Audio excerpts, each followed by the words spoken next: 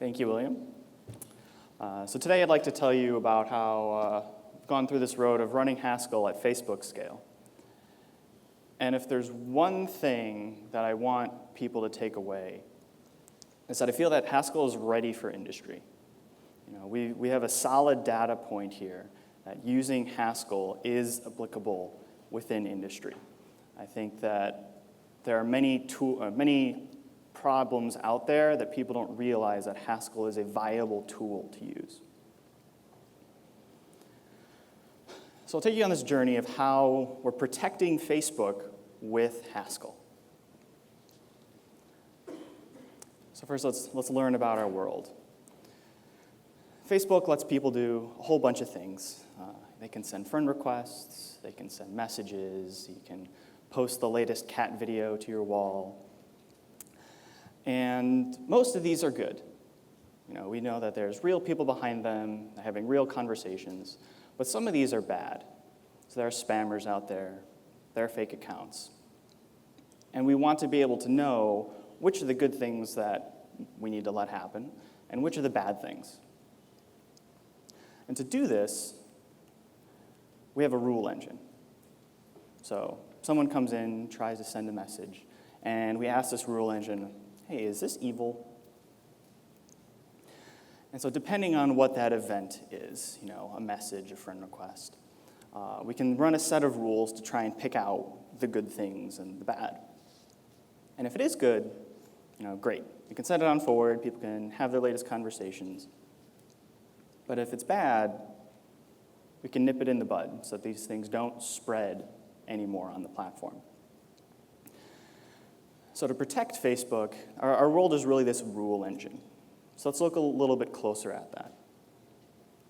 Say we want a rule that says, if someone is posting about monads, which is already suspicious, and they have more than 100 friends, and more than half of them like C++, we should probably stop this. Someone's up to no good. If not, then let's allow it. So what do we need to make this rule a thing? We need info about the content. Like, what are they posting about? And that's part of the event, so that's nice and fast. We should have that. Then we also need the friend list of whoever's posting this. And you could fetch this ahead of time and send it in your request, but if someone's not talking about monads, you don't need that list of IDs. So if you send it ahead of time, you're kind of wasting some efforts there. So it'd be better to only pick that up when you need it, which means you're leaving the box, which means it's a little bit slower. And then for each of those friends, you need an additional piece of information. So instead of one request, now we have n requests. And since we're leaving the box again with n requests, that's even slower. So given something that works like this, what language should we use? How can we express this stuff? And we've found that a great sweet spot in the design is a combination of pure functions and read-only data fetching. So taking another look at this, right? We're combining some things together, we're intersecting things, maybe we're adding some things, and then we're reading things elsewhere. And these events are so complex that you have to get stuff from elsewhere. You can't fetch everything ahead of time. And we found that this data fetching will make or break your system's performance. If you're not smart about it, if you don't do it well, your system just will not keep up. So, okay, we came across this a while ago. Well, what did we build? Here were our high-level requirements. We need to be latency sensitive. You know, people are waiting for that message to get to their friend. They're waiting to log into the service. We want to have complex expressive logic. The rule I showed before was a pile of if statements, or ands and ors. But we want to map things. We want to filter things. We want to have higher order functions. We need to ship code as soon as possible. Spammers out there move ridiculously quickly, and we need to be able to react just as quickly. So waiting for that weekly push, that daily push, just isn't going to cut it. And at that time, we had to handle about 100,000 requests a second. And so we decided, given all these constraints, that we really just wanted to control the entire environment. And we built our own interpreter in a language called FXL. And so to be latency sensitive, when you have control over the whole language, you can batch all this data fetching up at will. Instead of sending things naively one at a time, you can send the things that don't depend on each other all at the same time. And if you're in control of the entire environment, you can do that. Simultaneously, you don't need the programmer to tell you which things are going to leave the box to get pieces of information. You know that to get the friends of someone, that behind the scenes I'm going to go do the data fetching as I need. I don't need the developer to say, oh, go async this, or go await that, or yield this thing, and then wait for it, and then come back and use it. You can hide all that behind the scenes. And you can build your own dynamic loader. Again, if you're in charge of everything, you just, when a new set of rules comes in, you can bring them into your process, use those for the new requests, and dump out the old ones when the old requests are finished. And 100,000 requests per second was fast enough on our hardware. And everything was great in our happy little world. But then tragedy struck. Scale. Each of these checks that we were doing were becoming more and more expensive. You know, as new rules, as new spam was coming in, we needed more information from what we knew to make a decision. Furthermore, Facebook continued to grow in all of its product offerings, and so we needed to protect more things. Our surface area kept increasing, and the things inside it became much, much more dense. And our happy world wasn't so happy anymore. And we found we were failing to scale in two different dimensions. The first was typical computer stuff.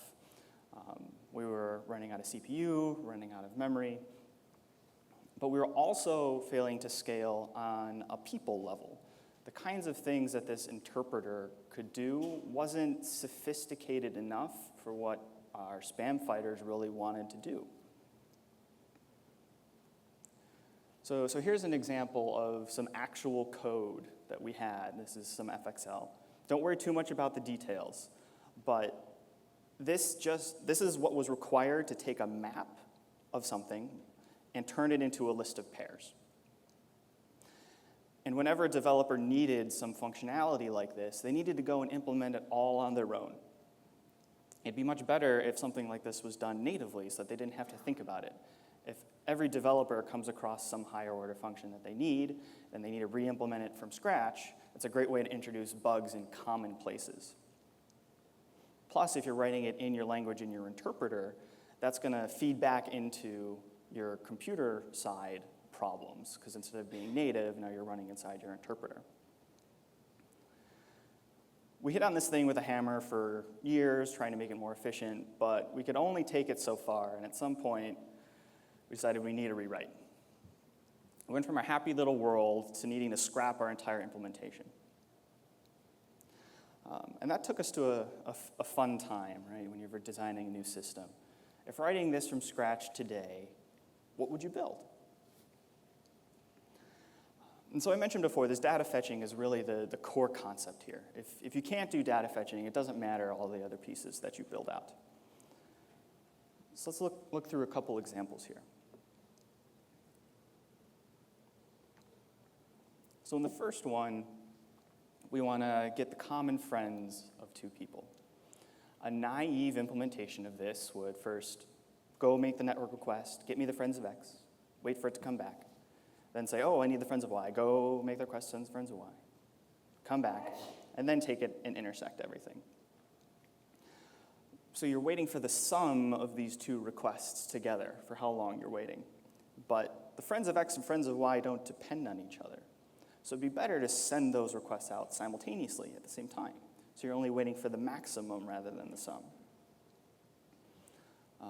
And in the next case, if you're mapping something that needs data over a list of things, you have to do one request to get the friends, but then you need to do n requests to get pieces of information about each of those. And a naive one, you're waiting again for the sum of these n things rather than the maximum of them. Or it'd be better to send those all out simultaneously. So you can override intersect, you can override map to know to do all these things, but it starts to get kind of hairy when you mix these together. You want to take the result of the intersect and use it in one of your functions as a map.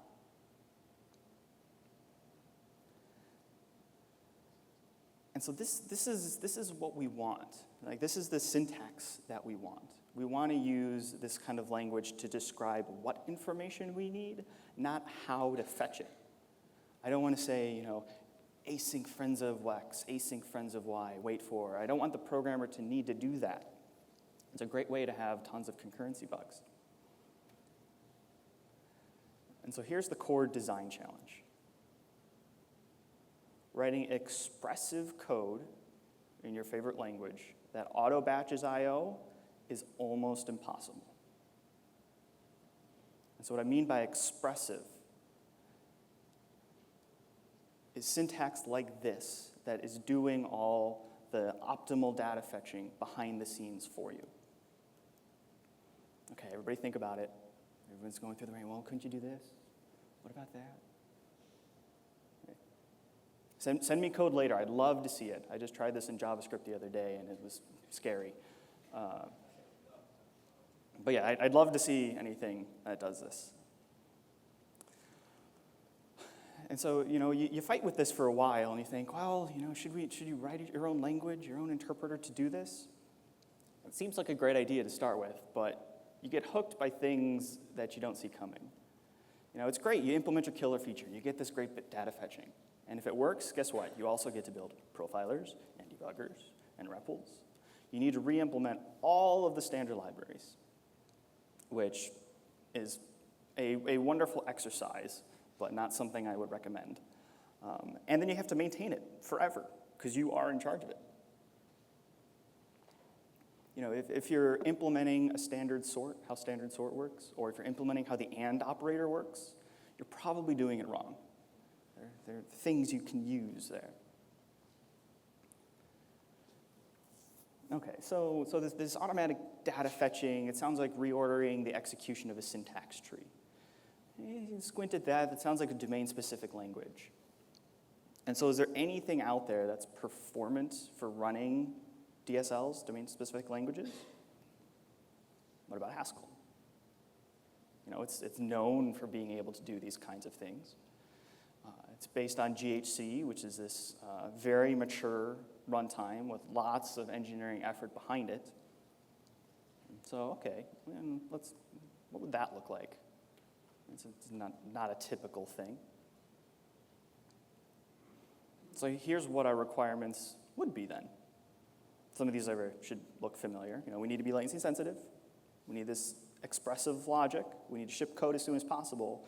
And we need to take at least 1 million requests per second now. So, okay, can you build a DSL that does all this magic data fetching behind the scenes? Yes, you can. We did it, we built it. It's called Haskell. You can find it on GitHub.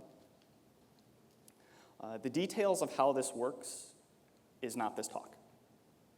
If you're interested in that, I would recommend going online. Simon Marlowe has a pile of excellent talks describing what we're doing. It's essentially a monad with a special kind of applicative instance to let us look down both branches at a time. So my one slide to try and convince you that this actually is possible. So a naive version of friends of, you get an ID and you get a list of IDs. And the only change you need to do so that it's capable of doing all this magic batching behind the scenes is, instead of just returning a list of IDs, it's a Haskell list of IDs. The delta between those is pretty small. And at the bottom here, naively mapping our data fetching, or our function that requires data fetching over a list, which would take, again, the sum of all those times. And at the bottom, the Haskell version that does all the batching behind the scenes, you just need to call map_m instead of map. And again, the delta there is minute.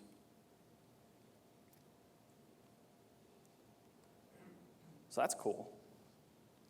Haskell gives us both the latency sensitivity that we need and allows us to have these complex expressive application logic that we're looking for. But what about shipping new code as soon as possible? We're no longer in charge of the entire stack. Haskell is this big compiled language. Well, GHC has a built-in runtime linker.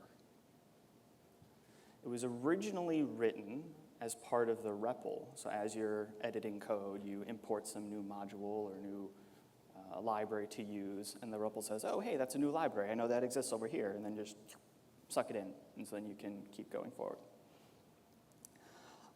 But unloading was kind of sort of written, so we needed to flesh that out a little bit more. But with those two, that gives us the same exact properties that we needed. We could compile our rules into some new code, bring that into a server with the linker, and dump out the old one, all without restarting a server. Because restarting servers can be very expensive given how many connections we need to make, so we want to change things as quickly as we possibly can. So the linker lets us ship code as soon as possible. What about 1 million requests per second? Well, we built some artificial experiments. We tried to put GHC through its paces, and it looked like it was working, but there's really only one way to know for sure. That's go time. Time to build this. The prototype looks good. Let's make the production-worthy system. This required multiple engineers full-time to build all the connections between Haskell and our data sources. The same data sources that our interpreter was connected to, we needed to build out equivalent things connecting Haskell. And from that, we can move on to our Haskell Brave New World. But we tripped over the foreign function interface.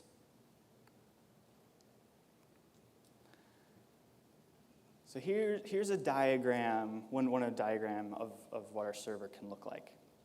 So we have a C++-backed server, and we have C++ data sources. And we're using C++ because those are already existing pieces of technology that are very finely tuned.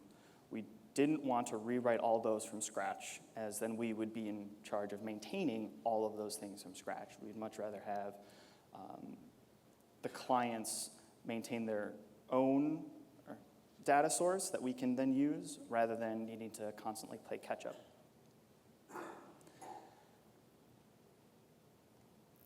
And that leaves us with two foreign function boundaries. We need to be marshalling data from C++ into Haskell, as well as Haskell back into C++.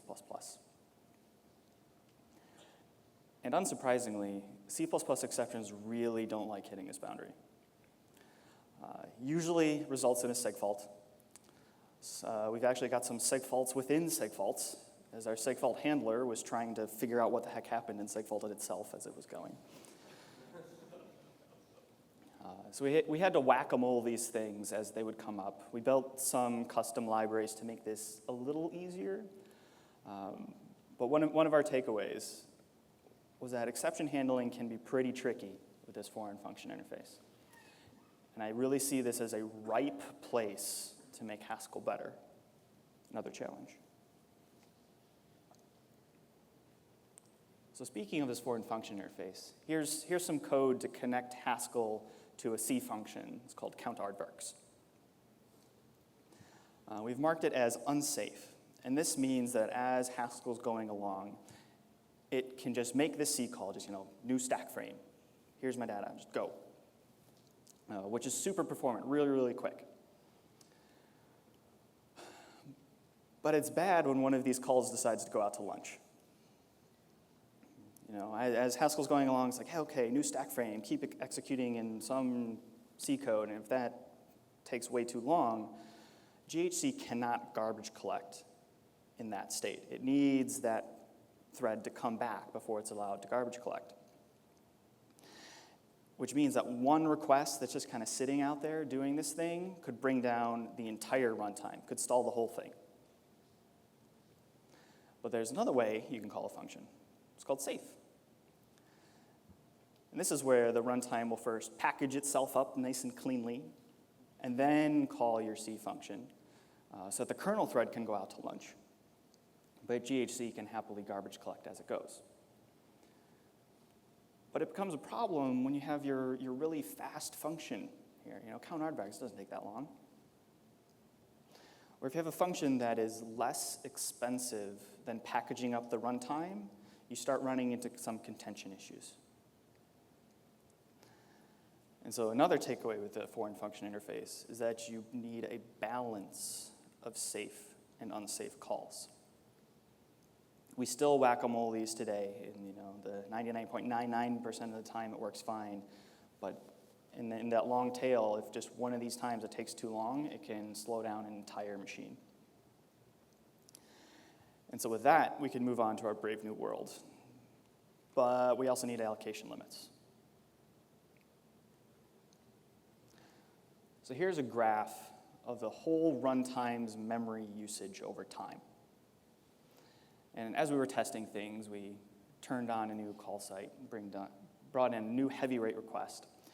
And requests will happily go along and chew up as many resources as you give them. This one in particular was orders of magnitude heavier than other things that we were doing. And if you let an elephant like that into your runtime when everything else is nice and small, it can slow down the entire runtime's performance. And that's no good. So we needed to build allocation limits into GHC. This works at the per Haskell thread level. So in a thread, you say, okay, you are now allowed this amount of allocation. And as it goes, GHC is keeping track of things. And whenever it runs out, it throws an async exception into the computation of your thread, stopping it bubbling up all the way. You can enable it, you can disable it as you need. And this was really, really easy within the exception framework of Haskell. It's almost trivial. Just an async exception appears, and all the cleanup happens nice and cleanly, which would be very, very difficult in C++. We had something that did sort of this using a custom allocator that would start failing once you reached a certain amount, but it half worked. It wasn't quite as clean, where in Haskell you just drop the exception in and everything bubbles up. So to save performance, you need to limit resources per request, not just the runtime. So now with the brave new world, but then we ran into semantic differences. You have two different runtimes. They're going to differ at some point. There's no way that you're going to be able to make one exactly the same as the other. So this was me. Small differences in implementation will get lost in the noise. Nope.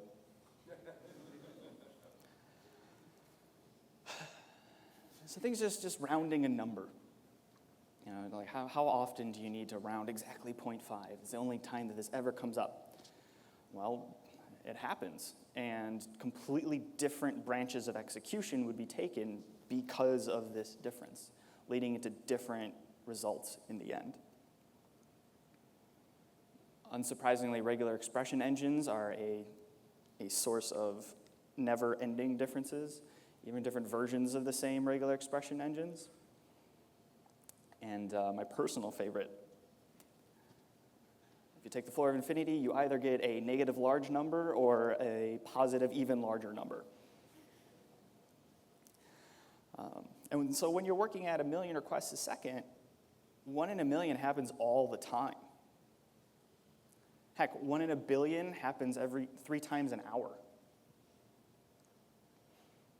So speaking of 1 in a billion, we use ASIN to parse some JSON. And we found that if you send a couple megabytes of backslashes to asym, it decides it wants to allocate something like 30 gigabytes of memory, which is not okay. So we sent this back up to Brian O'Sullivan, and he has a great blog post here of what he did to fix this. You know, who comes up with a couple megabytes of backslashes as your JSON? And so now we're on our brave new world.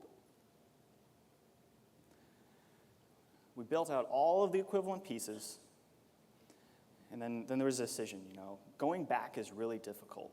This is taking some control out of our hands. We would no longer have our interpreter. We would be based on Haskell. So should we do it? We were watching our top-level metrics. You know, this isn't a particular machine. This isn't CPU, this isn't memory. These are top-level metrics. And here's where we switch to Haskell.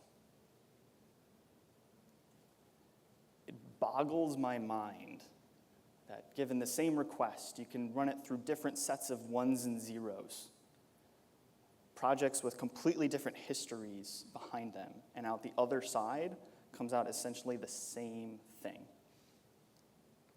And so then this was GHC handling our massive load. It works. So one of our spoils of victory here is that by switching to GHC and some minimal tweaking, we got a 30% throughput increase on the same exact hardware. You know, this previous system is something we'd been working on for years. So, you know, it wasn't perfect, but it also wasn't completely ridiculous. What about the garbage collector? You know, we're running this massive latency-sensitive service. It's a managed programming language. Surely we run into the garbage collector. I hear horror stories of other garbage-collected runtimes having issues. And we found one bug in the garbage collector that had been in GHC for years. But the garbage collector itself was never a first-order problem. The high GC times were actually allocation limit issues, where single requests like the elephant would come into the room and slow everybody down. And we pushed GHC to ways that it's never seen before. And so we found numerous low-hanging optimizations that we've sent back upstream. Speaking of upstream, we've actually sent a whole pile of things back upstream. So applicative do, coming out in 8.0, is a way to make Haskell even more expressive than just the monadic version. Allocation limits I talked about, garbage collector, linker unloading. We've also been improving GHCI, the REPL.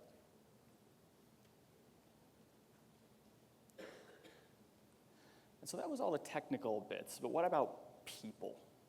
You know, we had a bunch of developers who knew how to use this old system, and like, oh, now I have to teach them Haskell. Well, we ran multi-day hands-on workshops.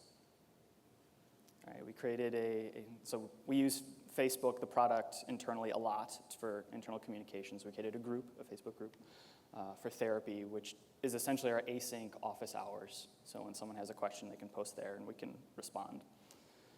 And we were taking our old language, FXL, and translating it into Haskell. So we had the mapping of what function means what where. So as a developer would say, I knew how to do this in the old thing, but I forget how to do it in Haskell now. You know, we provide this Rosetta Stone for them to say, you know, control find. Here's the function. Oh, that's the thing I call. And I should say that we not really cheated, but our previous language was already a pure-ish functional programming language. So the delta between that and Haskell is not what it would be from, say, Python or Java to Haskell. And so now today, we have dozens of Haskell developers writing production code protecting Facebook every day. And that is our brave new world.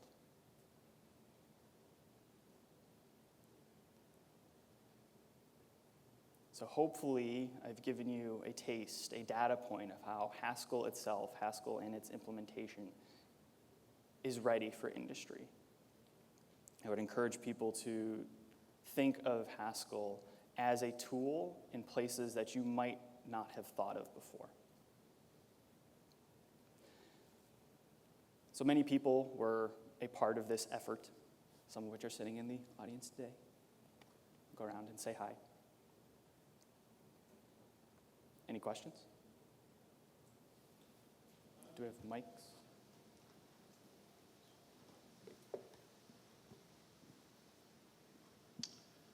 Thanks. I've not done much Haskell, but what I can gather is that there is a great scope for, let's say, creativity when trying to solve a problem. There's lots and lots of ways to solve a particular problem in Haskell, which perhaps wouldn't be present in a simpler language. So I think it could be quite easy to create confusing code just because you have all these tools at your disposal, all these different types of high-level, high-order things. How do you cope with that problem, or does that problem not exist? So I would say that's more of a software engineering problem than necessarily a language problem. So we have a wide range of developer skills contributing to our code base, and we don't have a solid solution on this yet. We don't have any hard and fast coding style rules on that. We're letting people feel out the language and the features that they want. There are a couple things that we quickly try and steer people away from, as they tend to be code smells of people say, oh, hey, here's this brand new shiny thing. I'm just going to try and use it. And people who are more versed in Haskell can look at it and say, like, you don't actually need that. You need this over here. So we do rely a lot on code review to catch these kinds of things. But we do have people creating their own data types, obviously. No one's created their own DSLs inside Haskell yet. I'm waiting for that to happen. Does that answer your question? Yes, it does. Thank you. Can I just ask, what's the elapsed time from first thinking, we're going to rewrite this, to, I suppose, the first in production system? Sorry, say again? How long did it take from first thinking, we're going to rewrite this, to production? So that depends what you mean by running a production. We had a long rollout phase. So from starting the project, starting the prototype, like, is this even possible, to taking our first production traffic was on the order of, I want to say, 16 months, 15 months. Because we had dozens of connections that we need to build out, lots of infrastructure to rebuild. And then it took another, I want to say, half year or so before everything had been fully migrated.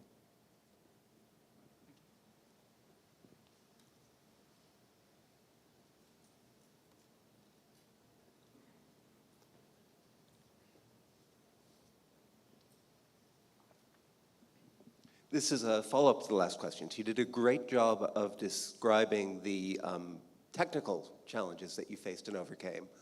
What was it like on the social side? How did the team work? How did you get them together? Were there people up above you saying, Haskell, what are you up to? How did it go?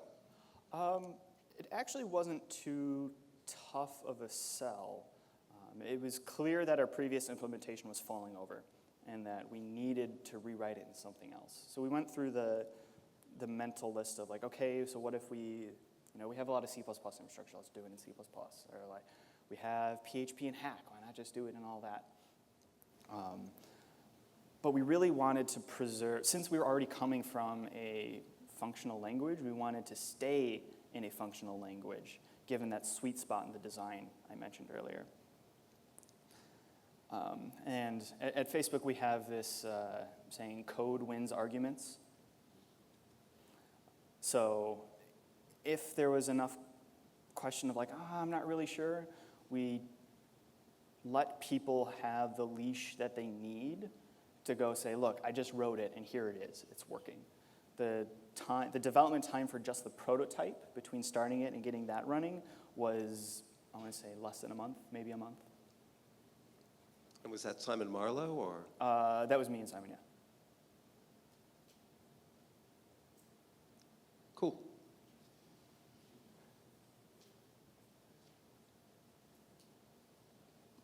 Thanks.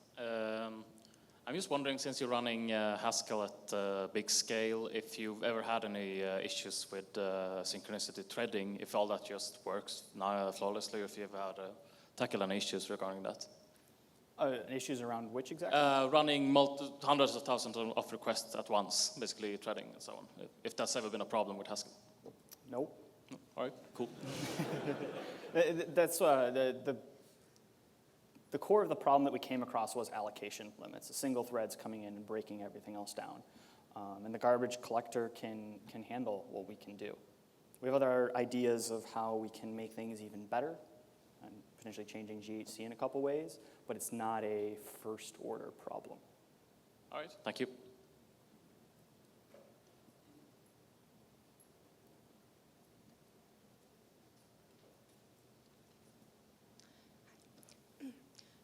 Did you have any problems with the tooling while developing the system? Like, Problem with tooling, as in profiling, debugging, etc. no, I meant more like development-wise, IDEs or I don't know what you use.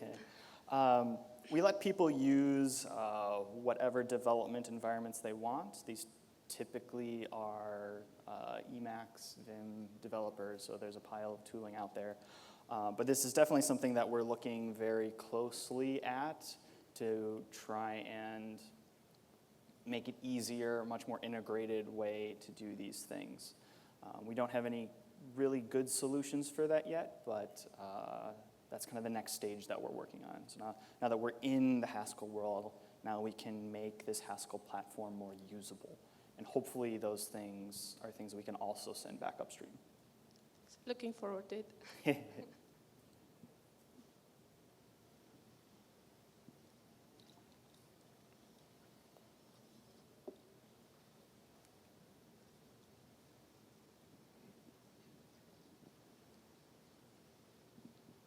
Hi, so you've explained why it's not necessarily as scary to try a new language in for this particular task as it might have seemed because of your origins with this pure functional language you were using before. Now you've reached this level, it must be very tempting to look out into the wider organization in Facebook and say, we can solve all your problems too. You must have done that to some extent. In some sense, my question is, how do you resist the urge to sort of tell everyone else that they're doing it wrong and that they should follow your way with Haskell? Well, that's assuming that I'm resisting that. But no. It's, the whole point is using the right tool for the right job. And Haskell isn't necessarily the right tool for every job. This was a data point showing that running a DSL is something that Haskell can do. There are other parts that have potential, but there's not a clear next step of like, oh yeah, we're gonna rewrite entire PHP infrastructure in Haskell. That's not gonna happen. But yeah, that's definitely something that I and the team are looking at. So you're looking for opportunities to use it more widely internally? Yeah, because I don't think people realize that Haskell is a viable tool to use. And so bring the tool there, bring the awareness, and that'll bring the serendipity of use cases.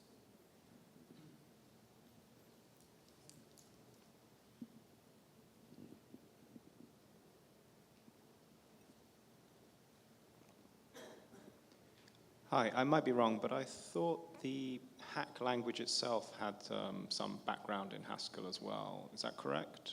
The which language? So the hack VM, HHVM, there was some work done in Haskell around making that performant. Is that right? I don't know enough about that to say. Josh Watsman is here from the hack. Oh, there he is. He's right over there. You should ask him. He knows probably far better than I do. I was just wondering what interaction there was with other teams at Facebook around Haskell. So that was to that. We have one other active Haskell team right now on a different problem. It is not the hack compiler.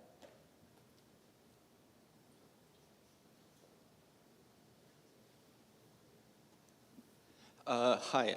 You mentioned that you didn't want the developer to explicitly specify what is synchronous and what's asynchronous and stuff like that. isn't developer choosing to use monadic or applicative API is kind of specifying sync or async? Yes and no. I see what you're getting at with that.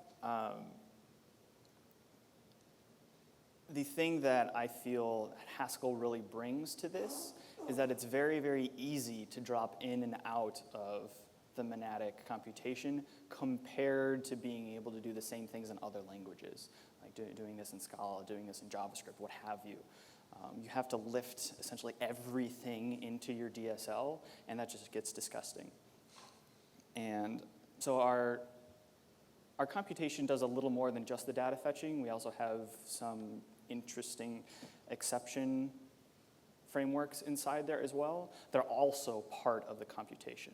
So if one of your computations does something that's an exception in this realm thing, then it also needs to be monadic. It's not necessarily data fetching in that stage. But I see what you're saying, and it's the being able to get in and out easily,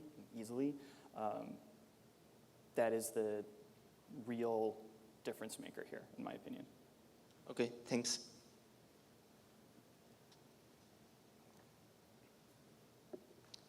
Any other questions for Jon? I've got a question. Can you talk a little more about the Rosetta Stone? Was that automatic translation? Yes. And how did that work? It was a Haskell program that read in our entire source tree, all of our source, translated it over to Haskell. We had to manually create a map of, foo in FXL was foo this in Haskell. And then given that map, we could spit out the source code as well as some markup language to display it nice and pretty for people. And how close was that automatic translation to the sort of code you ended up using? How much? It was exactly the code. We used the machine translated code as our first version for people to work on, which had its own fun little issues that we're making better.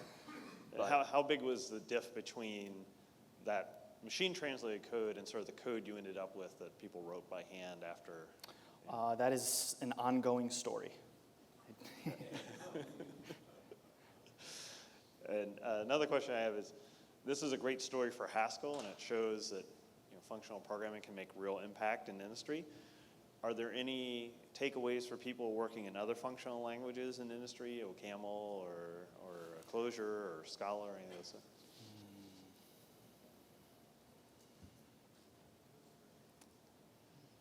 Yeah, I'm not sure how much translates. I'll be honest, I haven't done very much programming in many other languages, at least not to the depth that I have in Haskell, to know where the problems are. Yeah, DSLs are great. Use them. All right. Thank you very much, Jon. Thank you.